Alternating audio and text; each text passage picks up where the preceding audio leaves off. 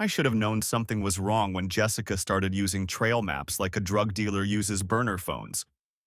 My name is Mike Patterson, and I've been married to Jessica Walsh Patterson for 12 years. We met on a hiking expedition in the Smoky Mountains back when my knees still worked, and my faith in people hadn't been shattered like safety glass on asphalt. Jessica was the kind of woman who could identify bird calls at dawn and navigate by stars at midnight.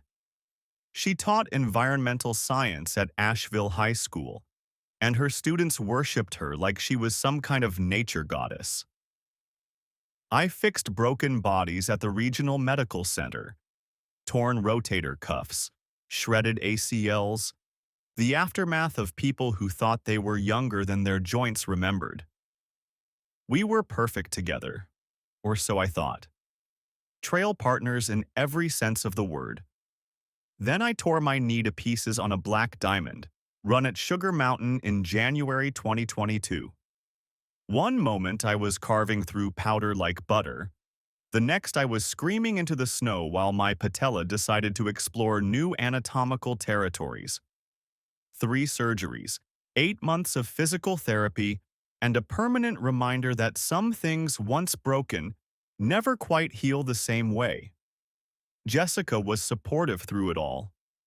She drove me to appointments, helped with exercises, and never once complained when I couldn't keep up with her hiking schedule anymore. Instead, she started going solo. "I need the solitude to reconnect with nature," she'd say, shouldering her day pack with the kind of reverence other people reserved for church. Every third weekend, like clockwork. Saturday morning at 7 sharp, she'd kiss my forehead and disappear into the mountains until evening. I'd spend the day icing my knee and catching up on physical therapy journals, telling myself I was lucky to have a wife who didn't resent my limitations. The first red flag should have been the gear. Jessica's hiking equipment had always been practical. Functional boots, a well-worn backpack, the kind of gear that gets the job done without making a statement. But somewhere around the 6-month mark of her solo adventures, everything got an upgrade. The school's outdoor education program got a budget increase, she explained, modeling a sleek new backpack that probably cost more than my car payment. Professional development expenses. The boots came next. Then the GPS watch. Then the lightweight sleeping bag that she definitely didn't need for day hikes. "Planning some overnight trips?" I asked, watching her stuff the sleeping bag into her pack. "Maybe some weekend retreats, wilderness meditation workshops." Wilderness meditation. Right. I should have been suspicious, but I was dealing with my own problems. My knee was acting up again and the weather wasn't helping. Some days I could barely make it up the stairs to our bedroom, let alone question my wife's sudden interest in expensive outdoor gear. The second red flag was Tyler Barnes. Jessica mentioned him in passing one evening while we were eating dinner on the deck of our cabin. We lived about 20 minutes outside Asheville, nestled in the foothills where the air was clean and the nearest neighbor was far enough away that you couldn't hear their television. "New guy at school," she said, twirling spaghetti around her fork. "Outdoor education coordinator. We're collaborating on some curriculum projects." I grunted something non-committal. Jessica worked with a lot of people, and she'd always been passionate about integrating environmental education into the core curriculum. It was one of the things I loved about her, the way her eyes lit up when she talked about teaching kids to respect the wilderness. But over the following weeks, Tyler's name started popping up more frequently. Tyler had suggested a new trail for her solo hikes. Tyler had recommended a book about forest ecology. Tyler thought the students would benefit from more hands-on outdoor experiences. Tyler, Tyler, Tyler. "Sounds like a dedicated teacher," I said one night, trying to keep the edge out of my voice. He really is.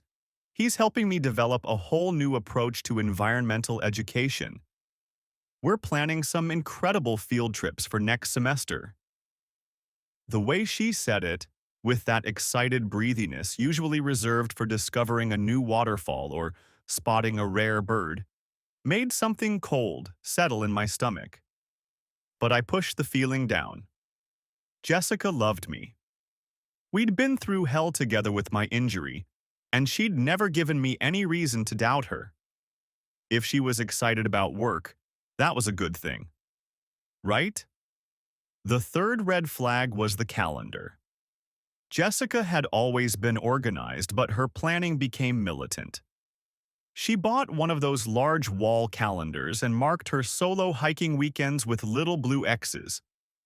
Not just the current month, but 3 months in advance. I want to make sure I don't accidentally double book myself, she explained when I asked about it. Every third weekend. Blue X. Retreat time. I try to suggest adaptive hiking options that might work with my knee. There were easier trails, specialized equipment, even guided tours for people with mobility issues. Jessica shot down every suggestion with the efficiency of a surface-to-air missile. Those aren't real hikes, Mike. I need the challenge. The solitude. Always the solitude. By October, I was starting to feel like a stranger in my own marriage. Jessica would come back from her weekend retreats, glowing with an energy that had nothing to do with forest air and everything to do with something she wasn't telling me. She'd be extra affectionate for a few days, as if overcompensating for something, then gradually withdraw again as the next Blue X approached. I told myself I was being paranoid. My injury had changed our dynamic, and maybe Jessica was processing that in her own way. Some people needed space to work through complicated emotions. I was a physical therapist. I understood that healing, whether emotional or physical, wasn't always linear. But understanding something intellectually and feeling it in your gut are two different things. The breaking point came on Saturday, November 15th. Jessica had marked her calendar the night before, another Blue X, this one annotated with Grandfather Mountain Retreat. She was up before dawn, moving around the house with the quiet efficiency of someone who'd done this routine dozens of times. "See you tonight," she whispered, kissing my forehead as I pretended to sleep. Around 5. I listened to her car pull out of the driveway, then lay in bed staring at the ceiling until the sun came up. Something felt different about this weekend.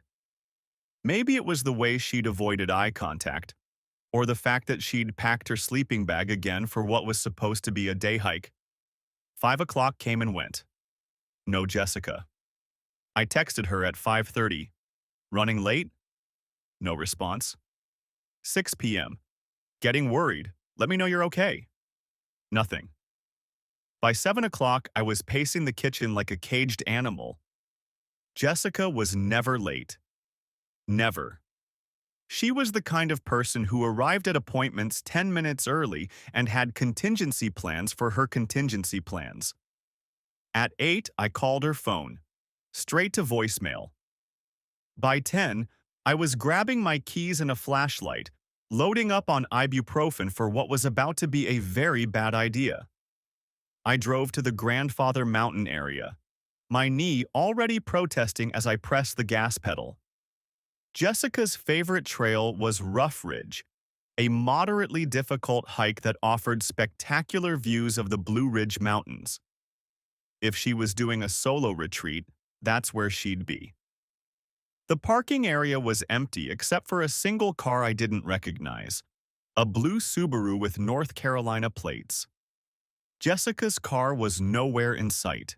I started up the trail in the dark, using my phone's flashlight to navigate the rocky path. Every step sent a spike of pain through my knee, but adrenaline and growing panic kept me moving. I'd hiked this trail dozens of times with Jessica before my injury.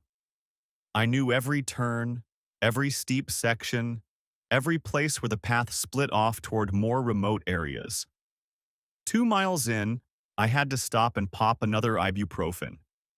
My knee was swelling, and I could feel that familiar grinding sensation that meant I was pushing too hard. But Jessica was out there somewhere, possibly hurt, possibly lost. I kept going. The trail split at the 4 mile mark, one path continuing toward the main vista, the other winding off into backcountry that most day hikers avoided. I was about to take the main path when I saw something that made me stop dead. A light. Faint but steady, flickering through the trees about a quarter-mile off the main trail. Emergency shelter, I thought. Maybe Jessica had gotten hurt and someone had built a fire. Or maybe it was another lost hiker, someone who might have seen her. I followed the light through the trees, using my hiking poles for support as the terrain got rougher. My knee was screaming now, but the light was getting brighter. What I found wasn't an emergency shelter. It was a cabin. A nice one, with real windows and a stone chimney putting out actual smoke. Light spilled from the windows like something out of a Christmas card, warm and inviting in the middle of the wilderness. I approached cautiously, thinking I'd ask whoever was inside if they'd seen Jessica. Maybe they were local hikers who knew the area better than I did. I was about 10 feet from the main window when I saw them. Jessica was sitting at a rustic wooden table, her hair loose around her shoulders instead of tied back in the practical ponytail she wore for hiking. Across from her sat a tall man with a beard, someone I recognized but couldn't immediately place. They were having dinner. Candlelight flickered between them, casting shadows on their faces as they leaned toward each other with the intimate body language of people who'd done this before. Many times before. I was about to knock on the door when Jessica reached across the table and took the man's hand. He lifted it to his lips and kissed her palm, slow and deliberate. That's when I recognized him. Tyler Barnes, the outdoor education coordinator. Jessica's curriculum partner. My hands started shaking, but I had the presence of mind to pull out my phone and start recording. The camera caught everything. The intimate dinner, the hand-holding, the way Tyler stood up and walked around the table to where Jessica was sitting. She tilted her face up toward him, and he kissed her. Not a friendly peck, not a professional collision of lips. A real kiss, the kind that spoke of familiarity and practice and things I didn't want to think about. On the wall behind them, clearly visible in the frame of my phone's camera, was a calendar. It had blue X's marked on it, matching the pattern I'd seen on our kitchen calendar for months. Every third weekend. Their weekend. Their routine. While I'd been icing my knee and reading about rehabilitation techniques, my wife had been playing house with another man in a cabin I didn't even know existed. I don't know how long I stood there recording, watching 12 years of marriage crumble like leaves in winter. It might have been 30 seconds. It might have been 5 minutes. Time does funny things when your world implodes. They must have seen movement outside the window because suddenly Tyler was standing up, looking alert. Jessica followed his gaze toward the window, and her face went white when she saw me. I had two choices: slink away into the darkness and pretend this never happened, or kick in the door and demand an explanation. I chose option 3. The cabin door was unlocked, which somehow made everything worse. I burst through it like an avenging angel, my knee screaming in protest but my adrenaline overriding everything. "I've been worried sick," I shouted, waving my phone at them. 8 hours wondering if my wife was dead in a ditch somewhere, and here you are playing married couple in the middle of nowhere. Jessica jumped up so fast her chair fell over backward. Her face was the color of fresh snow, and for a second I thought she might faint. Tyler, to his credit, stood his ground. "You must be Mike," he said, extending his hand as if we were meeting at a church social. "I'm Tyler Barnes. I work with Jessica at the school." "I know exactly who you are," I said, ignoring his outstretched hand. "And I know what this is." I held up my phone, the video still playing on the screen. Their kiss replayed in an endless loop, along with the calendar on the wall that matched my wife's hiking schedule perfectly. "How long?" I asked. My voice was surprisingly calm, which scared me more than shouting would have. Jessica finally found her voice. "Mike, I can explain." "How long?" Tyler stepped forward, apparently thinking he could defuse the situation. "Look, this isn't how we wanted you to find out, but we—" I turned on him with a fury that surprised all of us. "We wanted? Since when do you get a vote in my marriage?" "Mike, please." Jessica was crying now, tears streaming down her face. "Your injury changed everything. You can't hike anymore. You can't do any of the things we used to love together." I felt so alone. "So you decided to find a replacement." I looked around the cabin, taking in the details I'd missed in my initial shock. 2 coffee mugs on the counter.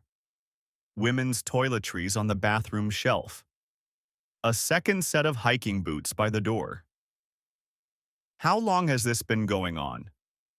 Tyler crossed his arms, and I noticed he was wearing one of those expensive GPS watches that Jessica had supposedly gotten through the school budget. "Since March," Jessica whispered. "March. 8 months. 2/3 of a year of lies, deception, and playing the devoted wife while screwing another man every third weekend."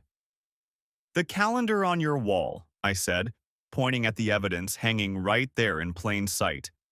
"It matches your retreat schedule perfectly. Every blue X, every weekend you told me you needed solitude to reconnect with nature." "I do reconnect with nature," Jessica said, as if that somehow justified anything. "We hike together, we—" "You were reconnecting with him," I interrupted. "All those new gear purchases, all those overnight meditation retreats. You were furnishing a love nest." Tyler finally spoke up again. Jessica needed someone who could share her passion for the outdoors. Someone who understood her connection to the wilderness. "Someone who could share her bed, you mean?" The silence that followed was so complete I could hear the fire crackling in the stone fireplace. Tyler's face flushed red, but he didn't deny it. I looked around the cabin one more time, memorizing details. The GPS coordinates on Tyler's hiking watch were visible from where I stood. The property looked like family land, the kind of place that had been in someone's family for generations. "Your family's place?" I asked Tyler. He nodded, apparently seeing no point in lying anymore. "Convenient. Private. 2 miles from any real trail access." I was thinking out loud now, cataloging everything for later. "Perfect place for a twice-monthly affair." "It's not just an affair," Jessica said, her voice gaining strength. "We love each other." "You love each other." I repeated the words like they were in a foreign language. "You love each other enough to destroy a 12-year marriage, but not enough to actually leave your husband." Neither of them had an answer for that. I limped over to where Jessica's hiking poles were leaning against the wall and picked them up. My knee was on fire, and I had a 2-mile hike back to my car through wilderness in the dark. "Enjoy your retreat weekend," I said, shouldering Jessica's poles. "Find your own way home, both of you." I left them standing in their cozy cabin, walking out into the cold mountain night with evidence that would change everything. My phone had GPS coordinates, video proof, and more than enough ammunition to end this marriage on my terms. The hike back to my car was brutal. Every step sent lightning through my knee, and by the time I reached the parking area, I was limping so badly I had to use Jessica's poles like crutches. I'd probably set my recovery back by months, but I didn't care. I had bigger problems to deal with. The drive home passed in a blur of rage and adrenaline. I kept expecting my phone to ring, expecting Jessica to call with some explanation or apology or attempt at damage control. But my phone stayed silent all the way back to our cabin in the foothills. I sat in my truck in our driveway for a long time, staring at the house we'd shared for 8 years. Jessica's car wasn't there, obviously. She was probably spending the night in Tyler's family cabin, maybe having the conversation they should have had before deciding to blow up my life. Inside, the house felt different. The silence wasn't peaceful anymore. It was accusatory. Every family photo on the walls looked like evidence of a lie I'd been too trusting to see. I went straight to Jessica's desk and started looking through her paperwork. If she'd been having an affair for 8 months, there had to be other evidence. Credit card statements, receipts, something that would help me understand exactly how deep this betrayal went. I found the cabin rental receipts buried in a folder marked Professional Development. 3 different remote cabins, all booked for weekend getaways over the past 6 months. All paid for with our joint credit card, money I'd assumed was going toward Jessica's solo meditation retreats. The amounts were staggering. We weren't poor, but we weren't rich either. And Jessica had been spending hundreds of dollars every month on romantic weekends with her boyfriend, while I sat at home nursing my knee and missing our shared adventures. My phone buzzed. A text from Jessica. "Mike, please come back. We need to talk." I deleted it without responding. The next text came an hour later. "I know you're angry, but we can work through this." Work through this. Like her 8-month affair was a communication problem we could solve with couples therapy. I turned my phone off and spent the rest of the night going through Jessica's things with the methodical precision of a crime scene investigator. By dawn, I had a clear picture of just how elaborate her deception had been. She'd created an entire parallel life. Hidden social media accounts where she posted photos from hiking trips with Tyler. Email threads discussing their relationship and their plans for the future. Hotel receipts from weekends when she'd supposedly been on school field trips. And buried in her browser history, searches for divorce lawyers in North Carolina. That last discovery hit me like a physical blow. Jessica hadn't just been having an affair, she'd been planning to leave me. All those months of playing the supportive wife while I recovered from surgery, she'd been researching how to end our marriage while protecting her own interests. But she'd made one crucial mistake. North Carolina was a fault-based divorce state, and adultery changed everything. If I could prove Jessica's affair, which I could, thanks to my midnight mountain hike, she wouldn't be entitled to spousal support. Our property division would favor the innocent spouse, and any claims she might make on my retirement benefits would be significantly reduced. Jessica thought she was being smart, planning her exit strategy in secret. But she'd handed me every weapon I needed to destroy her in court. The sun was coming up when I finally allowed myself to feel the full weight of what had happened. 12 years of marriage, gone. The woman I'd trusted with my recovery, my vulnerability, my future, had been living a double life that made everything we'd shared feel like performance art.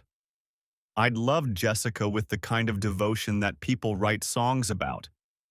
I'd been faithful through boring stretches, supportive through her career struggles, and grateful for her patience during my darkest moments after the injury. She'd repaid that devotion by playing house with another man while I sat home alone, believing in a marriage that had ended 8 months ago without anyone bothering to tell me. My phone rang. Jessica again. This time I answered. "Where are you?" she asked. Her voice was small, uncertain. "Home," I said. "Where my wife is supposed to be." "Mike, I'm sorry.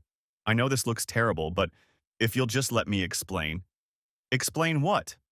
"That you've been screwing your coworker for 8 months? That you've been using our money to fund romantic getaways while lying to my face about meditation retreats? That you were planning to divorce me anyway, based on the browser history I found on your laptop?" Silence. "When were you going to tell me, Jessica? Or were you planning to just disappear one day and let me figure it out myself?" "It wasn't supposed to happen like this," she whispered. "How was it supposed to happen? What was the plan?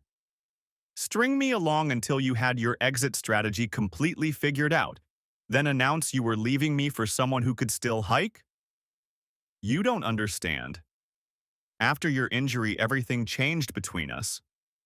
You were depressed, angry, unable to do any of the things we used to love together. I felt like I was mourning the man I married. So you decided to find a replacement instead of working through it together, like we promised when we got married. Tyler understands me in ways you can't anymore. He shares my passion for the outdoors. He can keep up with me on trails. He can get it up without knee pain interfering. I get it." Another silence. "When are you coming home?" I asked. "I need some time to think." "Take all the time you need. I'll be consulting with a divorce attorney first thing Monday morning." I hung up before she could respond. The weekend passed in a haze of research and planning. I downloaded every photo, saved every email, and compiled a comprehensive record of Jessica's affair. I researched North Carolina divorce law until I could have taught a course on it. I documented my injuries from the night hike that had led to my discovery. Photos of my swollen knee, medical records showing the damage I'd done to my recovery timeline. Jessica came home Sunday evening, looking like she'd aged 10 years in 2 days. She found me in the kitchen, surrounded by printed emails and credit card statements. "You went through my private things," she said. "Your private things were purchased with our joint credit card and conducted in our joint home. There's no privacy in an 8-month affair funded with marital assets." She sat down across from me, and for a moment I remembered what it used to feel like when we talked through problems together, before she decided to solve our problems by sleeping with someone else. "I never meant for it to go this far," she said. "How far was it supposed to go? What was the acceptable level of betrayal you had in mind?" "It started as friendship. Tyler was new at school and we were working together on curriculum development. He understood my frustration about your limitations, about how your injury had changed our relationship. So you confided in him about our private marriage problems. He was sympathetic. He knew what it was like to love outdoor activities and feel trapped by circumstances." Trapped. I set down the email I'd been reading and looked at her directly. "You felt trapped by my injury. Not by your injury, by what it meant for us, for our future. You used to be adventurous, spontaneous. After the surgery, you became cautious, careful. You turned down every suggestion I made for adaptive hiking, like you'd given up on the idea of us having outdoor adventures together. Because I was trying to protect my recovery, because I was following doctor's orders and being responsible about a major surgical repair. I know that intellectually, but emotionally, it felt like you were giving up on the part of our relationship that meant the most to me." I wanted to throw something at her. The part of our relationship that meant the most to her was hiking? Not our communication, our shared values, our commitment to each other through difficult times. Hiking was the make or break element of our marriage. So you decided to find someone who could keep up with you on trails. Tyler didn't just keep up with me, he challenged me. He introduced me to new trails, new experiences. He made me feel alive in ways I'd forgotten were possible. In bed or on the trail? Her face flushed. Both. At least she was being honest now.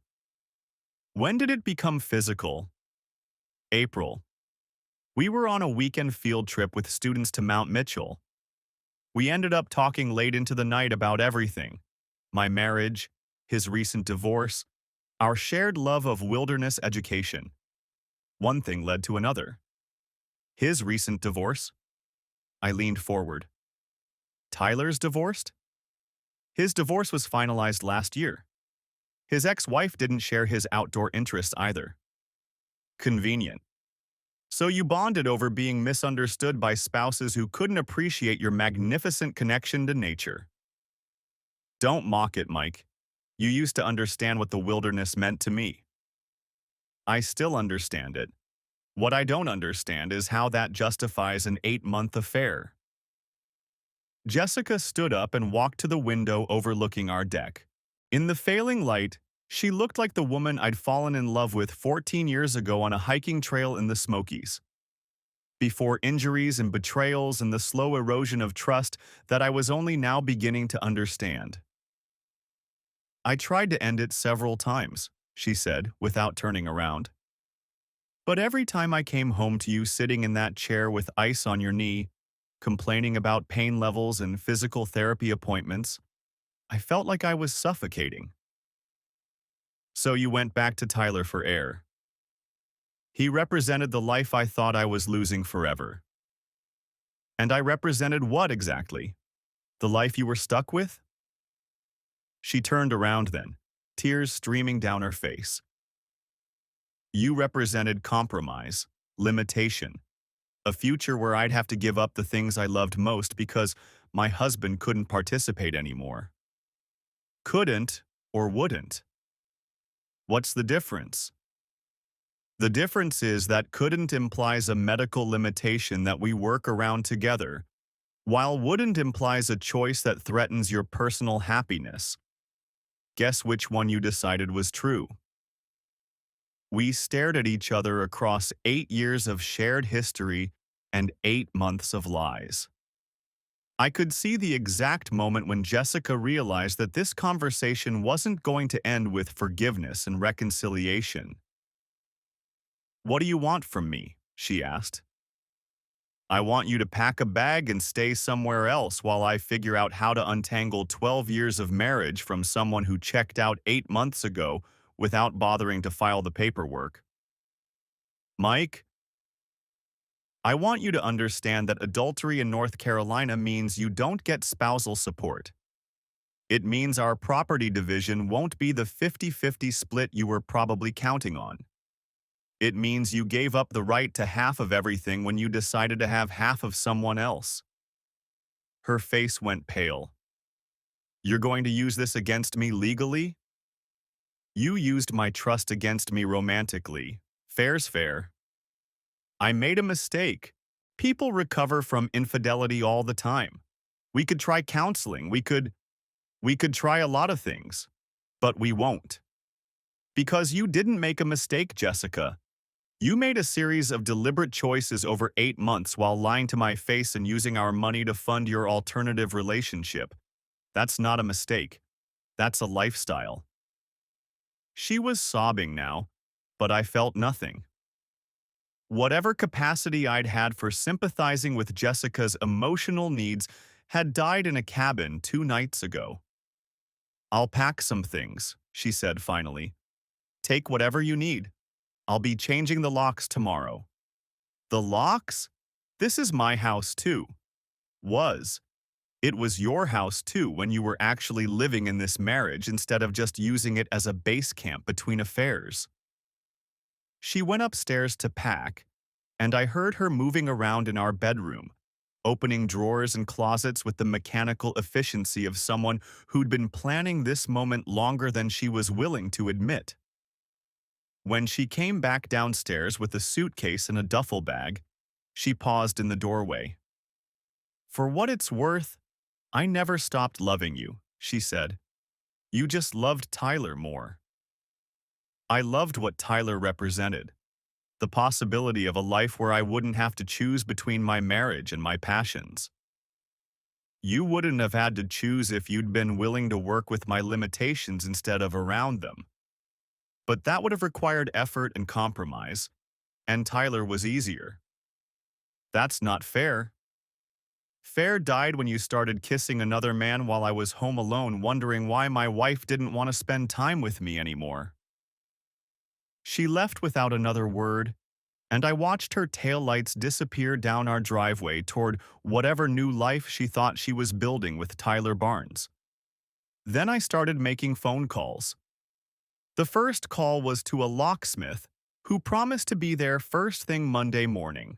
The second call was to my lawyer, a sharp woman named Patricia Chen, who specialized in family law and had a reputation for being particularly effective in adultery cases.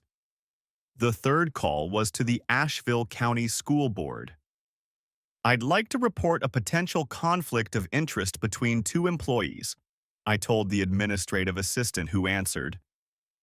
Jessica Walsh Patterson and Tyler Barnes appear to be involved in a personal relationship that may be affecting their professional judgment regarding curriculum development and resource allocation. It was Sunday night, so I left a detailed message with my contact information. Monday morning, I'd follow up with documentation. The fourth call was to the county zoning office. Tyler's family cabin was probably supposed to be used for hunting and seasonal recreation, not as a full-time love nest. If Jessica and Tyler had been using it as a primary residence every third weekend, there might be occupancy violations worth investigating. By midnight Sunday, I had a comprehensive plan for dismantling Jessica's new life with the same methodical precision she'd used to build it behind my back. Monday morning brought the locksmith, the lawyer, and the beginning of what Patricia Chen cheerfully called the documentation phase. "This is excellent evidence," she said, reviewing the photos, videos, and financial records I'd compiled over the weekend. "Your wife made this very easy for us." I'd specifically asked Patricia not to use phrases like "the best documentation I've ever seen," or anything that sounded like a legal drama script. She was refreshingly direct. "What's our strategy?" I asked. "Straightforward. We file for divorce citing adultery, which bars her from spousal support and influences property division in your favor. We document the financial impact of her affair. Money spent on cabin rentals, hotels, equipment purchases that were effectively gifts to her boyfriend. We calculate the cost of your medical setback from that night hike, since you wouldn't have been out in the mountains in the dark if she'd been where she was supposed to be. How long will this take? North Carolina requires a 1-year separation period before absolute divorce. But we can file for legal separation immediately, which will protect your assets and establish the legal framework for everything that follows." "And the school board complaint?" "Not my area, but it sounds like you've got solid grounds for a professional ethics investigation. Teachers aren't supposed to play favorites with colleagues they're sleeping with." Tuesday morning, the Asheville County School Board called me back. "Mr. Patterson, this is Dr. Williams from the administrative office. We received your message about a potential conflict of interest. Could you come in to discuss this matter?" I met with Dr. Williams and 2 other administrators Wednesday afternoon. They listened with increasingly serious expressions as I laid out the timeline of Jessica and Tyler's relationship, the correlation with curriculum projects and field trip assignments, and the financial irregularities in the outdoor education program budget. You're alleging that Ms. Walsh-Patterson and Mr. Barnes use school resources to facilitate their personal relationship? Dr. Williams asked. I'm suggesting that you audit their professional collaboration over the past 8 months and determine whether their personal relationship affected their judgment regarding resource allocation, student supervision, and program development. I showed them the receipts for Jessica's gear purchases, all claimed as professional development expenses. I provided the timeline of Tyler's arrival at the school and the beginning of Jessica's weekend retreat schedule. I documented the field trips they'd supervised together and the curriculum projects they'd jointly developed. We take allegations of professional misconduct very seriously, Dr. Williams assured me. We'll be conducting a thorough investigation. By Thursday, both Jessica and Tyler had been placed on administrative leave pending the outcome of the investigation. Friday afternoon, my phone rang. Jessica. You got us suspended, she said without preamble. You got yourselves suspended. I just provided information about the timeline of your relationship and its potential impact on your professional judgment. We never did anything inappropriate with students. Our personal relationship didn't affect our work. Your personal relationship affected your budget decisions, your project partnerships, and your field trip assignments. That's the definition of professional misconduct. You're destroying our careers out of spite. I'm holding you accountable for the choices you made. If your careers can't survive accountability, maybe you should have thought about that before mixing business with adultery. Tyler could lose his teaching license. Tyler should have considered that possibility before sleeping with a married colleague. I can't believe you're being this vindictive. Vindictive would be posting your affair on social media for all your students and colleagues to see. Vindictive would be sending copies of your cabin videos to Tyler's ex-wife. I'm being strategic. Silence. Tyler's ex-wife, Jessica said slowly. The one he supposedly divorced because she didn't appreciate his outdoor lifestyle?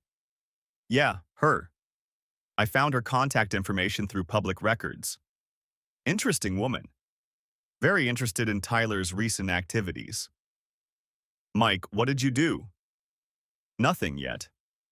But North Carolina allows alienation of affection lawsuits, and Tyler's ex-wife is very motivated to explore her legal options. You can't seriously be threatening to involve his ex-wife in this. I'm not threatening anything. I'm explaining consequences. Tyler chose to have an affair with a married woman. His ex-wife has the right to know that her divorce settlement might have been negotiated under false pretenses if Tyler was already involved with you during their separation. Jessica hung up without saying goodbye. Saturday morning brought a visit from Tyler himself. I was on the deck, icing my knee and reading, when he pulled into my driveway like he owned the place.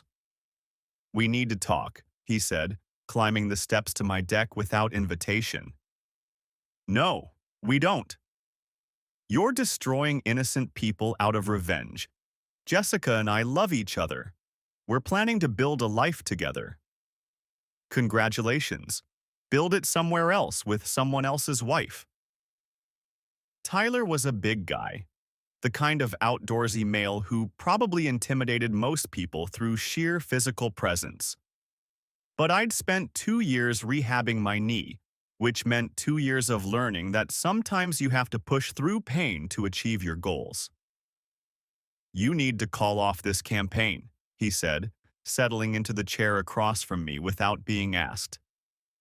The school board investigation, the threats against my ex-wife, whatever other schemes you're cooking up, this has gone far enough. Has it?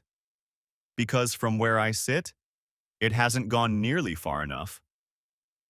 I set down my book and gave Tyler my full attention for the first time. Up close, he was younger than I'd expected, maybe 35, with the kind of artificially rugged appearance that came from expensive outdoor gear and carefully curated social media posts. Jessica told me about your injury, he said, apparently thinking this was some kind of peace offering. I understand why you're angry. You lost something important, and Jessica represented the last connection to your outdoor lifestyle. Jessica represented my wife, the woman I'd been married to for 12 years. The woman who promised to stick with me through sickness and health, but apparently meant it with an asterisk. People grow apart. Marriages end. It doesn't have to be this ugly. You're right. It didn't have to be this ugly. It could have been a clean divorce if Jessica had been honest about wanting to leave instead of conducting an 8-month affair while using our money to fund your romantic getaways. Tyler shifted in his chair. The cabin belongs to my family. We weren't using your money for anything inappropriate. Except for Jessica's gear upgrades, the hotel receipts I found, the restaurant charges on weekends when she was supposedly doing solo meditation retreats. Want me to calculate the total? I've got spreadsheets. Look, maybe we handled this wrong. Maybe we should have been more upfront about our feelings. But you can't destroy our professional lives because your marriage didn't work out. Watch me. Tyler leaned forward, and for a moment I thought he might try to physically intimidate me. But I'd been doing physical therapy for 2 years, which meant I was probably in better shape than I looked. Plus, I was sitting on my own deck with legal evidence of his affair stored in multiple locations. He was the one with something to lose. I'm trying to be reasonable here, he said. Reasonable would have been divorcing your wife before starting a relationship with mine. Reasonable would have been Jessica filing for separation before playing house with you every third weekend. You both forfeited reasonable when you decided to lie to everyone for 8 months. What do you want? Money? We could work out some kind of financial arrangement. I want you to understand that actions have consequences. You wanted to sleep with my wife? Fine. But you don't get to do it without the professional, personal, and legal ramifications that come with adultery in North Carolina. Tyler stood up, apparently realizing that intimidation wasn't going to work. This isn't over. Yes, it is. Your relationship with Jessica will end when the financial and professional pressure becomes too much to handle. She'll blame you for the complications, you'll blame her for not being worth the trouble, and you'll both move on to ruin someone else's life. You don't know anything about our relationship. I know it was built on lies and betrayal, which means it's got about as much structural integrity as a house built on quicksand. Give it 6 months.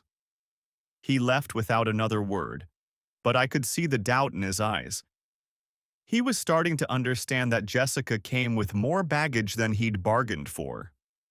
Monday brought news from Patricia Chen. The school board investigation had uncovered enough irregularities to recommend disciplinary action against both Jessica and Tyler. They wouldn't lose their teaching licenses, but their careers in Asheville were effectively over. Jessica's looking for work in Charlotte, Patricia told me. Tyler's considering moving back to wherever his family is from. Sounds like the pressure is working. Tuesday brought a call from Tyler's ex-wife, a woman named Sandra, who'd been very interested in my information about her ex-husband's activities. I wanted to thank you for reaching out, she said. Tyler told me during our divorce that he needed space to focus on his career and wasn't interested in a serious relationship. Knowing that he was actually planning to move in with your wife changes a lot of things legally. Are you planning to take action? My lawyer is reviewing our settlement agreement. If Tyler misrepresented his intentions during our divorce proceedings, I may have grounds to reopen some financial issues. And the alienation of affection lawsuit? Still considering it. But honestly, the threat alone seems to be accomplishing what I need. Tyler's been calling me every day trying to explain himself. Wednesday brought the phone call I'd been expecting. "I can't take this anymore," Jessica said. She sounded exhausted, defeated. The school board, Tyler's ex-wife, the legal separation paperwork, the financial pressure. This isn't what I wanted. What did you want? I wanted to be happy. I wanted to be with someone who could share the outdoor lifestyle I loved. I didn't want to destroy our marriage or hurt you or ruin Tyler's career. But you were willing to accept all of that as collateral damage. I thought we could figure it out quietly. I thought maybe you'd eventually understand and we could divorce amicably. While you continued sleeping with Tyler and using our money to fund your new relationship. I made mistakes. I know that now. But this campaign you're running is destroying innocent people. Innocent people don't have 8-month affairs with married colleagues while lying to their spouses and professional supervisors. Tyler's gonna lose his job. His ex-wife is threatening to sue me. I can't find work in Asheville because everyone knows what happened. We can't even go hiking in our own area because the outdoor community has turned against us. Actions meet consequences. Consequences meet actions. I want to work this out, Mike. I want to try to save our marriage. The words hung in the air like smoke from a dying fire. 8 months ago, I would have done anything to hear Jessica say she wanted to work on our marriage. Now, it felt like a manipulation tactic from someone who'd finally realized the true cost of her choices. "It's too late for that," I said. "It doesn't have to be. We could go to counseling, we could—" "Jessica, you spent 8 months building a life with another man while lying to my face every single day. You used our money to fund romantic getaways while I sat home alone wondering why my wife was pulling away from me. You were researching divorce lawyers while playing the supportive wife during my recovery. I know I hurt you, but people survive infidelity. We could find a way to rebuild trust.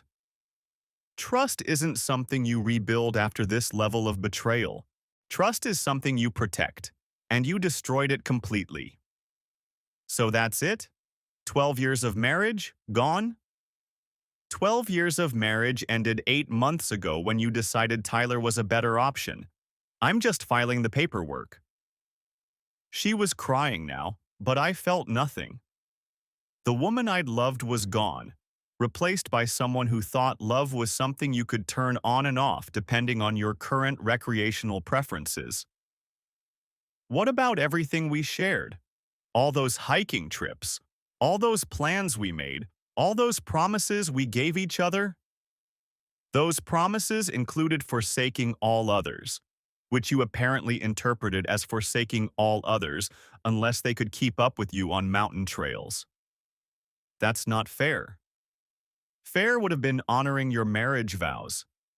Fair would have been working with me through the challenges of my injury instead of finding someone who didn't have challenges. Fair would have been being honest about your feelings instead of conducting a secret affair for 8 months. I'm ending it with Tyler. The words came out in a rush, like she'd been holding them back and finally decided they were her last shot at salvaging something from the wreckage. Too little, too late. I mean it. I'll call him right now. I'll tell him it's over, that I want to work on my marriage. And then what? We pretend the last 8 months never happened. We pretend you didn't choose him over me dozens of times. We pretend I can trust you not to find another Tyler when the next challenge comes along. I'll do whatever it takes to earn your trust back. There's nothing you can do, Jessica. Trust isn't earned back from this level of betrayal. Trust is built over time through consistent actions, and you spent 8 months proving that your actions don't match your words. So you're going to throw away 12 years over one mistake? One mistake is forgetting our anniversary. 8 months of adultery while lying to my face is a lifestyle choice. The conversation ended like all our recent conversations, with Jessica crying and me feeling nothing where love used to live. Thursday brought news that Tyler had resigned from his position and was moving back to Western North Carolina to live with his family. Jessica had found a teaching position in Charlotte, 3 hours away from Asheville and far from the hiking community that had turned against her. Friday brought the final pieces of legal paperwork. Our year of separation would begin the following week, with absolute divorce available after the mandatory waiting period. Jessica would get her personal belongings, her car, and about 30% of our joint assets. I would keep the house, my retirement benefits, and the satisfaction of knowing that adultery in North Carolina still carried real consequences. Patricia Chen walked me through the final documents with the efficiency of someone who'd handled hundreds of similar cases. "Clean resolution," she said. "Your documentation made this straightforward. What happens now? Now you rebuild. Jessica and Tyler will do the same, probably separately once the pressure and reality of their choices sets in completely." You think they'll break up? Relationships built on betrayal usually don't survive the transition to legitimacy. They fell in love with the excitement of secrecy and the thrill of forbidden romance. Take away the drama, add financial pressure and professional consequences, and most people discover they don't actually like each other that much. She was right. 2 months later, I heard through mutual friends that Jessica and Tyler had ended their relationship. Apparently, the stress of job hunting, legal pressure, and social isolation had taken its toll on their great outdoor romance.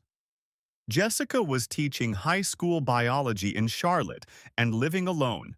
Tyler was working for a recreational outfitter near Boone and, according to social media, dating someone new.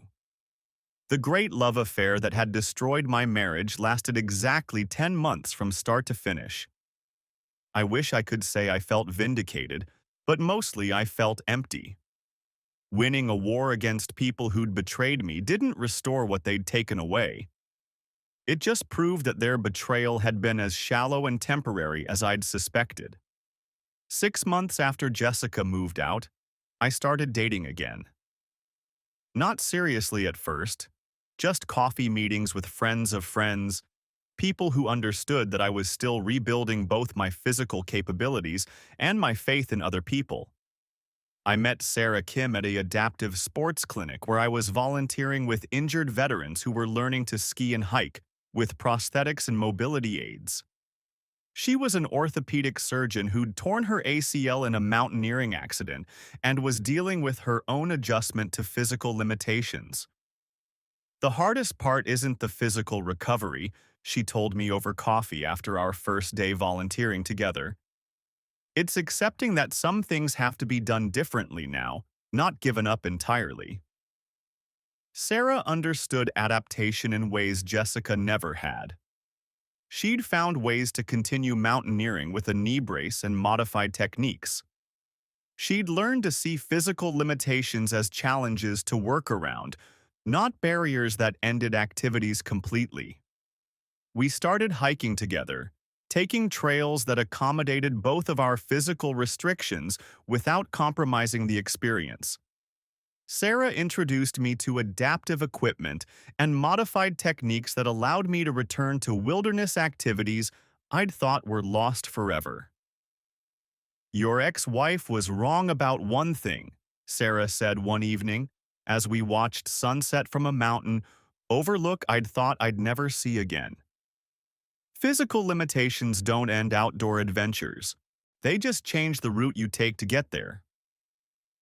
We got engaged 1 year after Jessica moved out, at the same overlook where Sarah had taught me that adaptation was possible. The wedding was planned for the following spring at Grandfather Mountain, about 5 miles from the cabin where I'd discovered Jessica's betrayal. "Don't you think that's a bit macabre?" Sarah asked when I suggested the location. Having our wedding so close to where your marriage ended? That's where my marriage ended, I said. But it's also where I learned to fight for what mattered to me. Seems like appropriate place to start something new. Jessica sent a card when she heard about our engagement through mutual friends. Inside, she'd written, "I hope you find the happiness you deserve." I threw the card away without responding. Jessica's opinions about my happiness were no longer relevant to my life. The wedding was small, attended by hiking friends, medical colleagues, and the adaptive sports community where Sarah and I had built our relationship. No one from Jessica's family attended, which wasn't surprising since they'd never forgiven her for the way she'd handled our divorce. During the ceremony, I looked out over the Blue Ridge Mountains and thought about the night I'd climbed through darkness to discover the truth about my marriage. That hike had been the most physically damaging thing I'd done to my knee since the original injury, but it had also been the most important walk I'd ever taken. Sometimes you have to walk through pain to reach solid ground. Sarah and I honeymooned in Colorado, where we hiked modified trails through Rocky Mountain National Park with the adaptive equipment and techniques she'd taught me. Every step reminded me that physical limitations didn't have to mean giving up the activities you loved. They just meant finding new ways to pursue them. On our last day in Colorado, we reached a summit that required technical climbing skills I'd developed specifically to work around my knee limitations. The view from the top was spectacular, but what struck me most was the realization that this was a peak I never would have attempted before my injury. My limitations had forced me to develop new skills that opened up adventures I'd never considered. "No regrets?" Sarah asked as we sat on the summit, sharing water and trail mix. "About what?" "About everything that led to this moment. Your injury, Jessica's affair, the divorce, the pain of rebuilding." I thought about it carefully. The injury had been devastating. Jessica's betrayal had been heartbreaking. The divorce had been expensive and emotionally draining. The recovery had been slow and sometimes discouraging. But all of those experiences had led me to this moment, sitting on a mountain peak with a woman who understood that love meant adapting to challenges together instead of abandoning ship when things got difficult. "No regrets," I said. 3 months later, I heard that Jessica had gotten engaged to a man she'd met in Charlotte. According to mutual friends, he was a computer programmer who had no interest in outdoor activities. Apparently, Jessica had decided that sharing recreational interests wasn't as important as financial stability and emotional reliability. I wondered if she thought about Tyler Barnes when she was planning her second wedding. I wondered if she remembered the 8 months of weekend retreats that had cost her a 12-year marriage, a career she'd loved, and a place in the community where she'd built her adult life. But I didn't wonder very long. Jessica's new life was no longer my concern, just as my happiness was no longer hers to influence. Sarah and I were building something different than what I'd had with Jessica. Our relationship was founded on honest communication about limitations and realistic planning for the future. We'd both learned that physical challenges could either strengthen a partnership or destroy it, depending on how the partners chose to respond. "The difference," Sarah explained to a friend who'd asked about our relationship, "is that we see challenges as problems to solve together, not obstacles that end the conversation. Sometimes the hardest trails lead to the most beautiful views." Thanks for watching. I hope you enjoyed it. So subscribe to my channel and watch the next video.